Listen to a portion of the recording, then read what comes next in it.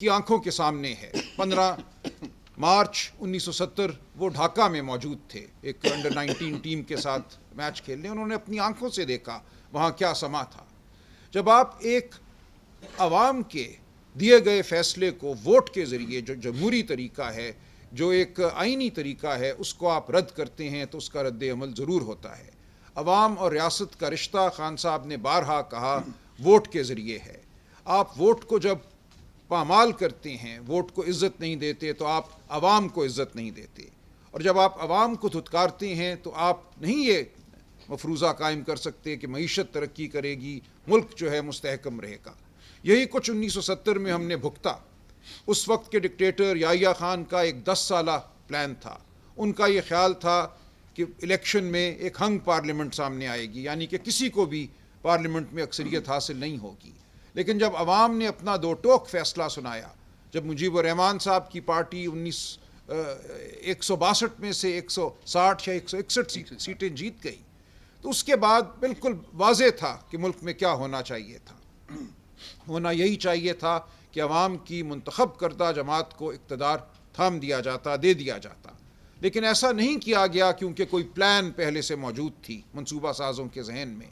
یحییٰ خان صاحب نے ایک پلان بنائی ہوئی تھی، جس پلان میں یہ شامل تھا کہ پارلیمنٹ ہنگ ہوگی، جس کے نتیجے میں ان کو بطور صدر اور آرمی چیف قبول کیا جائے گا اور وہ مزید اپنے اقتدار کو طول دیں گے۔ جب ایسا نہ ہوا تو ان کو ایک لشکر کشی کرنا پڑی۔ اس لشکر کشی کے بعد جھوٹے فراڈ بائی الیکشن کرائے گئے، جن میں عوامی لیگ سے 80 سیٹیں چھین لی گئی۔ ان الیکشنوں کو کسی نے قبول نہ کیا، اور پاکستان ہماری عزیز مملکت، ہم جانتے ہیں کس سانے سے دوچار ہوئی۔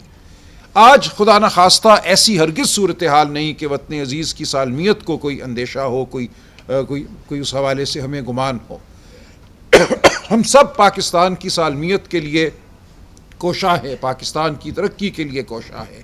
ہم سب پاکستان کے لیے سوچتے ہیں، پاکستان کی ترقی، پاکستان کے عوام کی ترقی کے لیے سوچتے ہیں۔ لیکن ہم آپ سے، آپ کے توسط سے، عوام سے اور مقتدرہ سے یہ درخواست کرتے ہیں کہ پاکستان کے عوام کی آواز کو سنا جائے، پاکستان کی عوام کو مزید نہ ٹھکرایا جائے۔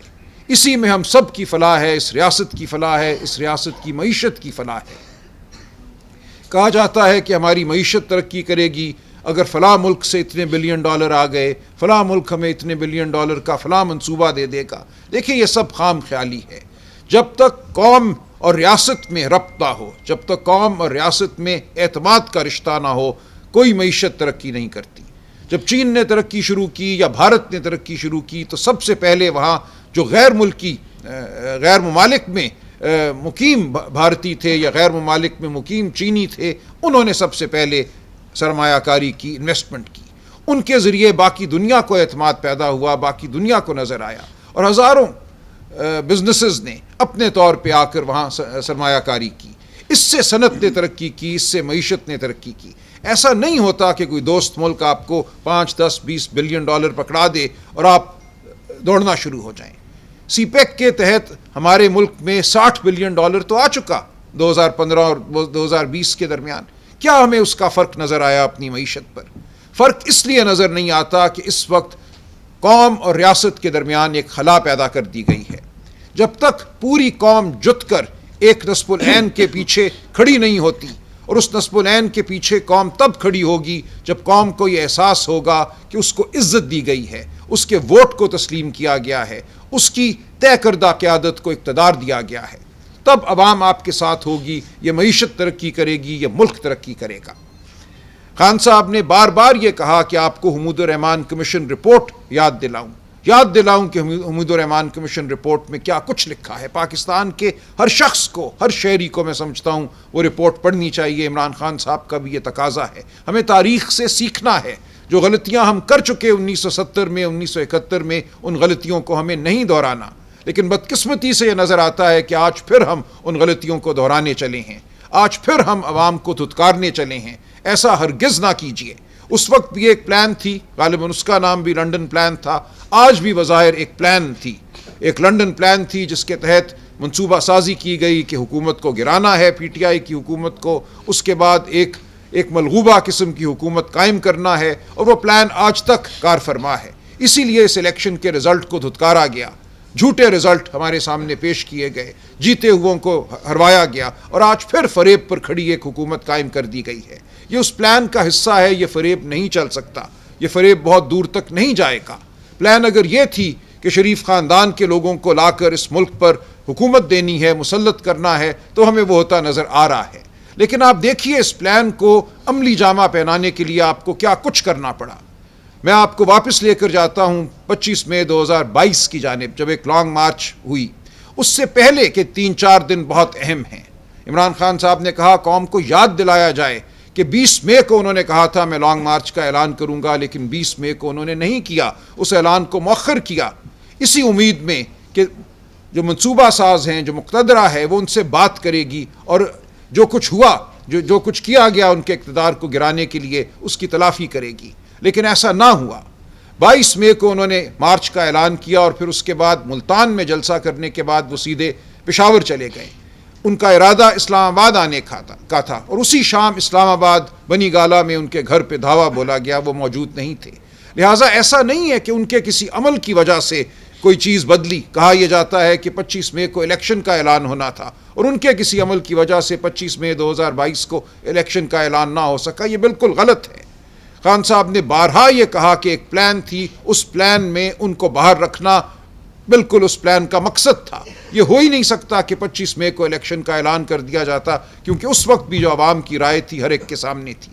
اسی طرح 9 مئی 2023 کا دن ہے۔ 9 مئی 2023 کے حوالے سے یہ کہا جاتا ہے کہ ایک بگدڑ مچی، ایک ایجیٹیشن ہوئی، جس کے نتیجے میں ریاست کو رد عمل دکھانا پڑا۔ خان صاحب کہتے ہیں کہ جوڈیشل انکوائری کیوں نہیں ہوتی، ہم اس کا تقاضا کر رہے ہیں۔ کیوں 9 مئی 2023 کو ایک نہیں 5 مقامات پر CCTV کیمرے جو تھے وہ جامد ہو گئے، انہوں نے کام کرنا چھوڑ دیا۔ وہ کہتے ہیں جنہوں نے ان کیمروں کو جامد کیا ان سے پوچھو کہ 9 مئی کی پلان کیا تھی۔ ہم کہتے ہیں اگر ہمارے لوگ تھے تو ان کی شفاف ٹرائل کی جائے، ان کو سزا دی جائے۔ لیکن یہ کیسے ممکن ہوا کہ 10 مئی کو آپ نے ہزاروں لوگوں کو پورے پاکستان میں گرفتار کر لیا؟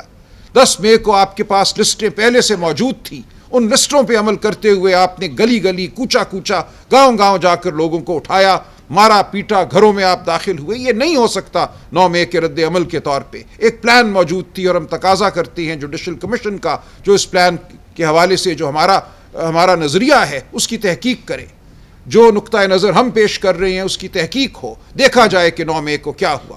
ہم نے ہرگز قومی اداروں پر حملہ نہیں کیا، ہم ہرگز کسی قومی ادارے کی تضحیک کے مرتکب نہ ہوئے ہیں، نہ آئندہ کبھی ہوں گے۔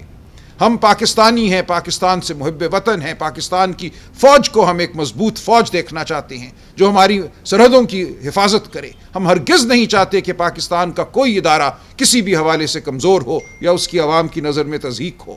عمران خان صاحب نے پھر یہ کہا بار بار کہ آج بھی ہمارے پاس یہ موقع ہے کہ ہم جس سمت میں چل پڑے ہیں اس سمت پہ چلنا چھوڑ دیں، ہم قانون اور آئین کی سمت پہ چلیں۔ یہ ملک کسی وائس رائے کے ذریعے نہیں چل سکتا۔ اگر کوئی یہ سمجھتا ہے کہ محسن نقوی صاحب یا ان کی طرح کے اور لوگ اس ملک کو چلائیں گے، اور سویلین جو حکمران آپ نے کٹ پتلی کے طور پہ لا کے بٹھائے ہیں وہ صرف تماشے کے لیے بیٹھے رہیں گے اور پاکستان کی عوام اس پہ راضی ہو جائے گی، اس ڈھکوسلے کے تحت پاکستان چلے گا اور یہاں معیشت چلے گی، تو ایسا نہیں ہوگا۔ یہ وائس رائے کا دور نہیں رہا۔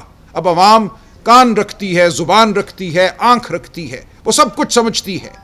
پاکستان کی عوام کو دھتکارنا چھوڑ دیجئے، پاکستان کی عوام سے مکالمہ کیجئے، پاکستان کی عوام کے جو منتخب نمائندے ہیں ان سے مکالمہ کیجئے۔ ہم سب مل کر پاکستان کی خوشحالی، پاکستان کی ترقی کے لیے ایک رول ادا کریں گے۔ ہمیں مت دھتکاریے، ہم یہاں موجود ہیں پاکستان کے محب وطن شہریوں کی صورت۔ ہم پاکستان کے عوام کو اپنے ساتھ لے کر چلنا چاہتے ہیں، پاکستان کے تمام اداروں کو ہم ساتھ لے کر چلنا چاہتے ہیں، اسی میں پاکستان کی فلاح ہے۔ اسی لیے ہم آپ کے سامنے پیش ہوئے ہیں اور پیش ہوتے رہیں گے۔ یہ جو ہمارا نظریہ ہے، یہ جو ہمارا پیغام ہے، عمران خان صاحب کا پیغام ہے، اس کو ہم دہراتے رہیں گے۔ پاکستان کے عوام کو جان لینا چاہیے کہ سچ کیا ہے، وہ جانتے ہیں کہ سچ کیا ہے، وہ جانتے ہیں کہ حقیقت کیا ہے، وہ جانتے ہیں کہ فلاح کا راستہ کیا ہے، اور وہ اب جانتے ہیں کہ اس راستے میں کون ان کے سامنے کھڑا ہے، کون ان کی ترقی کے سامنے حائل ہوتا ہے۔ وہ لوگ جو یہ سمجھتے ہیں کہ ایک ڈکٹیٹر، ایک نیم مارشل لا قسم کی حکومت پاکستان کے عوام کو قبول ہوگی، ایک دھمکی اور دھونس پر قائم نظام پاکستان کے عوام کو قبول ہوگا، تو یہ ان کی خام خیالی ہے۔ یہ پاکستان کو ترقی کی جانب لے جانے کا منصوبہ ہرگز نہیں ہے۔ یہ کسی کے ذاتی اقتدار یا طاقت کو دوام دینے کا منصوبہ تو ہو سکتا ہے، لیکن یہ پاکستان کی فلاح کا منصوبہ نہیں ہے۔ اس لیے ہم بار بار پیش ہوتے رہیں گے۔ آپ ہمیں ڈرائیں، آپ ہمیں دھمکائیں، آپ ہمیں اٹھا لیں، مجھے آپ اٹھا لیں گے تو کل کوئی اور یہاں بیٹھا ہوگا اور یہی گفتگو کرے گا۔ ہم پاکستان کے عوام اور آپ کے ضمیر کو جھنجھوڑتے رہیں گے۔ خدا کے لیے آئین اور قانون کا راستہ اپنائیے، خدا کے لیے سچائی کا راستہ اپنائیے، پاکستان کے عوام کو مت دھتکاریے۔ ہم پاکستان کے عوام سب ایک ہیں، ہم مقتدرہ کو ساتھ لے کر چلیں گے، ہم عوام کو ساتھ لے کر چلیں گے، کیونکہ عوام ہم سے ہیں، ہم عوام میں سے ہیں۔ بہت شکریہ۔ Thank you.